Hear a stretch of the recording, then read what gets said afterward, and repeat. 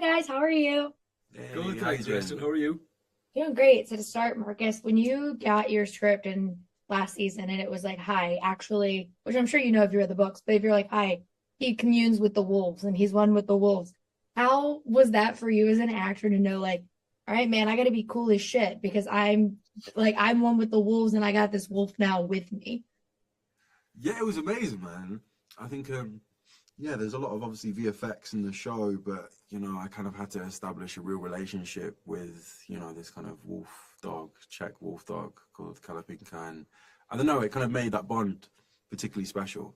I think, having like a real animal on the set and working with it, you kind of lose a bit of the scale of visual effects, but I think you see that kind of intimate relationship that people would have with their own pets, and it kind of comes across on screen. So I think obviously when that, at the end of season two, I feel like people really felt that, that there was a loss there, and yeah, it was an amazing thing. And I think to actually have, a physical, tangible thing to put all these kind of like feelings that you'd kind of experienced in season one, and is still there in season three, to have like a friend and something to kind of bounce off, to understand, was yeah, it was amazing. It was really cool. Yeah, I cried. But you you get to also act with a hood, which I think is superb acting when you have a hood over your face and you get to look cool with it. For you, when you now going into season three, where he's Matt's probably going to be doing the same nonsense for fans who kind of are waiting for him to, since he stood in front of a gate at the end of season one and just was like, "Nah, you guys go, I'm cool." For you though, as an actor, is it fun to continually play that darker side of him throughout all of the first two seasons and now into season three? Yeah, it is. I mean, I guess, I guess for me, it's what I like playing in that balance is that the audience is really aware of like the kind of that quality of darkness that he has and that kind of inner turmoil where there's a kind of a compulsion. There's like he's drawn to something almost kind of against his will. He's someone who acts like impulsively.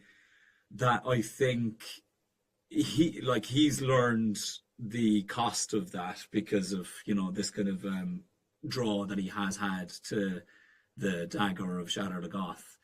But I think he's like overall, like his overall addition, like the thing that he wants to add to the world, is that I think he realizes how hard, just through like being picked as these kind of these five people from the two rivers, that life is really hard for his friends, and that I think he just like values showing up for the people that need him and the people that I think he really cares about, which are like particularly Perrin and Rand, that like he wants to he wants to be present for them and support them more than he has. I think more than he has that internal desire to like feed this kind of compulsive instinct that he has. So I think yeah, it's and obviously those things kind of, there is a push and a pull within that. There's a magnetism that means that he sometimes has to work harder to overcome that internal kind of draw. But I think he knows what he wants to add to the world, so so I think that keeps him kind of showing up for his friends and beating generally that internal kind of draw. I agree. Well, thank you so much for talking with me today. I really appreciate it. And I can't wait for everyone else to get to see season three. Thank you No so worries, much. thank you. Thank you. You have a great one.